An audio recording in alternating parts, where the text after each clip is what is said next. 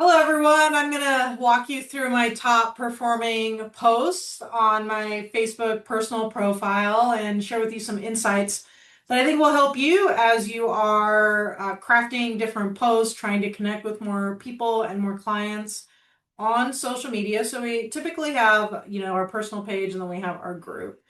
And I'm going to go through the personal page in this video just to give you an idea of how we want to think about like the way we are putting ourselves out there on social media and give you some best practices. And I'll show you how to pull these metrics for yourself.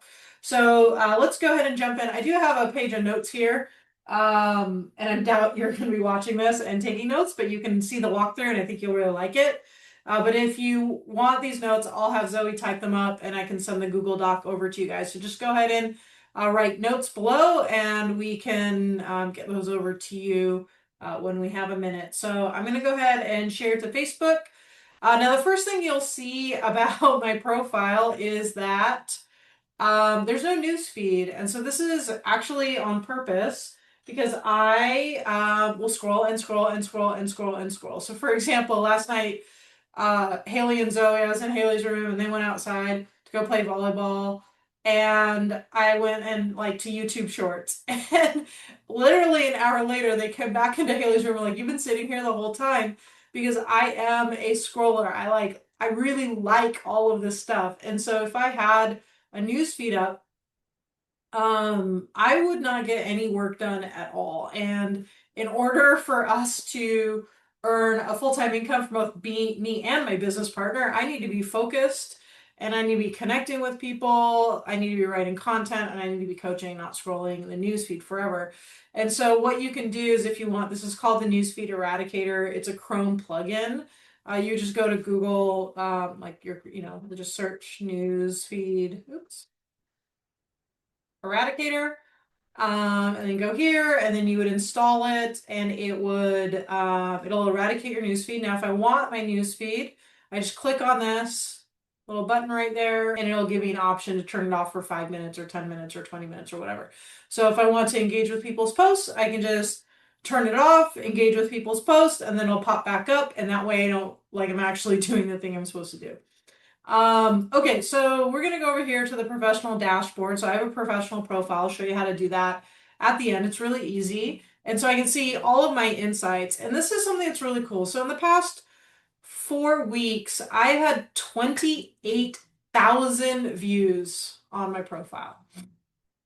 And this just in general is something I wake up every day and I'm grateful for. And no, not every post gets me a client, but I'm just trying to think of what would I have to do to get 28,000 people to see a piece like something that I have to say, if not for Facebook. And so, yes, of course, we need to be consistent and we need to show up and we need to be authentic and we need to, be skilled in our communication. But gosh, guys, what an opportunity. Now you'll see all the interactions. Looks like I had some people unfollow me. That's fine. That's just all kind of part of it. And so I'm going to show you how to look at my top performing posts. So I'm going to click over here on content.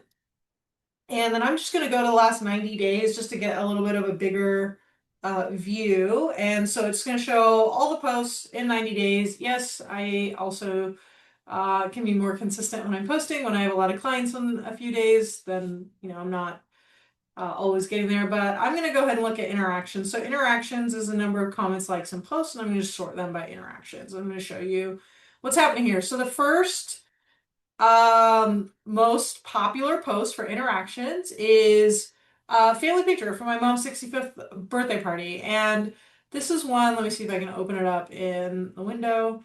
And I want to draw something to your attention. So this is the video, and there's a description. And most people just do not put any description at all for context, and it makes it a lot harder for people to comment and interact. But just even saying that it was where it was from and it was sparkly themed really helped with my engagement. So that's the first one. The second one is a happy birthday post. So I guess we're in the sweet spot for social media. Next month will be my anniversary. That'll also be a sweet spot for engagement. And so that is the second highest performing post. That's not surprising. Then the next highest post was currently working on putting together 21 social media post templates proven for engagement. And so this is what this looks like. This is just on a Facebook background. So look at like how little work that is. And check out all the comments. I haven't even responded to all of those. Now, one of the things that's really cool that's happening right now that didn't used to happen on Facebook is Facebook is starting to distribute content to non-followers. And so a follower is someone who is your friend or they've decided to follow your personal profile. Non-followers, they're just showing up in the feed. And so I've noticed this. I've been scrolling my feed. I'm seeing stuff from people and it's giving me like, do you want to follow this person? Kind of like how Instagram does. Now, this was not the case. I don't know exactly like when they changed this, but this is awesome. This means that this particular post is hitting non-followers. So 5% of non-followers, 5.05. That means this post hit 67, 66, I guess 67, 66.8 non-followers, which is really, really cool. So that's my third highest performing post. The fourth high, now it is not a coincidence that we ended up with a really, really good lead magnet that popped. But I also have some like that are down here. Like I just recorded a walkthrough and it did not have the same amount of interaction. Now 38 is still like, I would take 38 over 0, right? But like more engagement for your Facebook group, like I didn't get that. But this particular one, 21 proven social media templates, like super excited about how that operated on my page. This is a little love story post that Charlie and I had. And this is a little behind the scenes. You'll see just some behind the scenes. Haley had a tournament here. This was a little hook, return to the scene with Ryan. I think people are like, well, what happened there? And so this is where we had our wedding. And so we took a selfie in front of the place we had the wedding and we got, a bunch of comments on that. And this is I did a recognition post for one of my clients. She has a pretty large following. And so when she got tagged with the recognition and a little like sweet blurb I did about how she's always the best and congratulations, you can see 6% of non-followers ended up seeing that post. And though that rounds out the top 5. But one of the things that you'll notice here is, well, there's just a few things that I want you to just see. Number one, out of my top, we'll just say 1, 2, 3, 4, 5, 6, 7, 8, 9, 10. Out of my top 10 posts, 1, 2, 3, 4, 5, 6 of them had my face in them. One of them was about the plant that I thought I was gonna kill. And so people were congratulating me. So it's kind of like a milestone post. We have an engagement post right here that has nothing to do with anything except it's a good conversation starter. And I like doing a lot of stuff like that. Number 1, the face. Number 2, the hand raiser, right? This is the post. Like the personal stuff helps people to get to know me, the actual me. The hand raiser posts are what help with my competence. And I'll talk about that in a bit. This is where I'm going to pull from this particular post to message people, right? I'll give them the lead magnet when it's done, and then I'll ask them like kind of what's up. I'll find some good question, right? What's up with your social media? What's hard for you? And then we're going to end up in a conversation, right? Like kind of like what motivated them to want the templates and what's currently hard for them. And then I'm going to try to see how I can make it easier for them or help them to create their content faster, maybe through a challenge or a workshop or something like that. That's how I'm going to actually get the people to become like good leads, right? Now, the third thing that I noticed was just what I talked about. Like Facebook is now distributing posts out to people, and some of those people are commenting, which is great. And then the fourth thing that I noticed is that some of these posts, and these were a little bit lower, so I guess this is number 12 and 13, right? These two here, these are advice posts. So if this happened at an Airbnb, what would you do is when they were basically rationed our toilet paper, like what would you review? And a lot of people interact with that, and that was a 4-minute video. And then this was that plant that is still alive, but like, how do I keep this alive?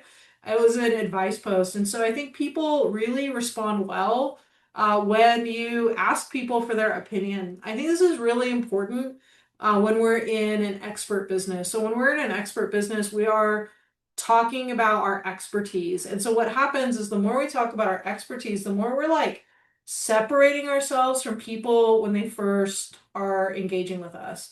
And we can come across like a know-it-all. And the truth is, I don't know it all. Now, I know a good deal about sales. I know a good deal about marketing. I know a good deal about hiring and scaling and providing high quality coaching. I'm pretty good at business strategy. I know a lot of stuff about that. And I don't know anything about plants. And I think when we're like, this just the whole concept of like God doesn't make perfect people. I think it's important to show our expertise and our competence, but also show that, yeah, I might be an expert in this thing, but I'm not expert in everything. And this really, really helps our likability. And so asking people, what do they think about topics that we are not experts in? Now, it doesn't really work as well if it's a topic that we are an expert in. That is harder to get engagement in. But if it's something that you're like, I actually have no idea what to get my 13-year-old for her birthday, please give me ideas. It's endearing, people engage, and then of course, the more they engage on those types of things, the more likely they are to engage on your hand raisers or anything about your business. Now, one of the questions that is probably coming up is, well, just how much do I need to post? Now, general rule of thumb is the more you post, the more overall engagement you'll get in the course of the week. But I think it's important to note that we want to have posts with our face, right? We want to have hand raisers. We want to be encouraged that Facebook is distributing non-followers, and we want to ask people what they think about things that we don't know a lot about to really create that well-rounded personal brand. So how much do we post? So I'm going to go with right now 3 posts per week. Sometimes I hit it, sometimes I don't. Maybe I get caught up in content for my group. Maybe I'm building a workshop or something. So that's my target. I wish I hit it every single week, but that is, I think, the right target. The number one, or one of the types of posts is a behind the scenes post, which is also a proof of work post. So a proof of work post is a concept where it's like, are you to giving them the behind the scenes of the work that you're doing? So maybe it's like a milestone, maybe you're grateful for something, maybe it's a success story, right? There's a lot of different behind the scenes things you can do that show that you're working. So like if I went to your profile, would I know that you've been working? Not do I know you're selling stuff. Do I know that you're actually working and getting out there and doing stuff? So the first kind is behind the scenes. The second is a behind the scenes personal post, and that's where like that family picture went into play. That's like I had a birthday and these are all the things I did on my birthday. This is where that post with me and Charlie being at the place where we got married and taking a selfie there. The fact that I had to buy 100 gym towels because now we're all going to the gym 4 times a week, right? Those are behind the scenes life posts. And the third are the hand raisers to grab potentials like videos in the group, guides, templates, upcoming events, etc. And so we want to do a mix of written versus video versus hand raisers because the things that are on, Zoom, give me a little thumbs up there. The easiest posts to interact with are the ones on the Facebook block, right? So when I'm talking about, when we talk about color block, talking about this one, these are the easiest posts for people to interact with and give a comment on because they don't really take a lot of work. They're just like, do you want this or not? And if they want it and it's benefits driven and result driven, then your potential clients, right, they'll be like, I want that thing. That's the easiest thing to interact with. They'll also probably read one of your written posts before they watch a video post, which is why I think it is important that we have a mix of written and video. So they'll scan it and be like, do I like this person? And that's why I don't really love our written posts to be very, very preachy. I like them to be behind the scenes. I like them to be relatable and something that, regardless of how someone's interacting with you, business or not, it would be delightful to read. So when you get new leads and they come to your page for the first time, what they're trying to figure out is, do I like this person? Are they competent? And then maybe they'll engage with deeper content. And so the way they figure out whether or not they like you is usually if they read one of your written posts, they're like, ah, I kind of like this person. We have something in common, or it was enjoyable reading that post, and I'm kind of interesting. Like, it's a little bit interesting. And that's why those behind the scenes written posts are really good. The second thing they'll do is they'll probably interact with a hand raiser, which is why we want to have those. And that's obviously where it's just the easiest, right? Like, it's the easiest. They just see it in their feed. They don't have to read a lot. They just look at it and they're like, do I want this thing? Yes or no. So that's really easy. And then if they determine they like you and then they determine that you're competent, then they're likely to watch the videos that you make. And so that's why we want to have a mix of video, written, and hand raisers as much as possible. So there's a breakdown of my personal page, and we do breakdowns like this with our clients all the time in the What to Say coaching program. But let me show you how to even get this set up so that you can actually see all of these things. Okay, so I'm on my newsfeed, right? I'm going to go to my name right there. So you'll see my profile. And then there's going to be these three dots right here. And then right there, there'll be this right here. Yours will say turn on professional mode. Now mine says turn off professional mode, which I do not want to do. Turn on professional mode. And once you turn on professional mode, what'll happen when you go to your home screen is you'll have a professional dashboard show up. Now, it doesn't track all of those things until after you set your profile to professional. So you won't be able to go backwards and see how how things were working in the past. You'll need to do it just moving forward, but it's really, really helpful, and that'll increase your distribution as well. So I hope that this video walkthrough was helpful for you. You rock for watching this, and you rock for wanting to make a difference in the world, and you rock for wanting to learn more about how to interact with people on social media. Super grateful you took the time to watch this video. If you'd like a copy of my notes, which I'll have Zoe type up on a Google Doc, just go ahead and jot down notes there, and we will make sure to get that out to you. Hope you're having a great day, and I'll talk to you soon. Bye.